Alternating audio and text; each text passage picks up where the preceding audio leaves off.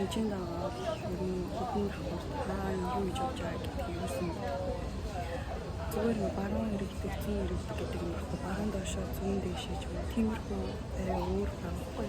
Одоо жишээлбэл энд нэг дэшээ гардаг шат байна. Ийшээ шат байна. Ийшээ шат байна. Ийшээ доошоо дахиад шат байна. Ийшээ дэшээ гарч болж ингэж болж байна. Юм даа уулан дээр баригдсан болохоор бидний мэддэг зүг чигийн баримжаа гэдэг зүйлийг үнэхээр эвдэж чадна. Ийшээ ирэх зүгээр хэрэгцээтэй. Тэгэхээр хаана явж байгааг мэдэхгүй болохоор амар нэрвтэй. Тэгээ байж гисэн.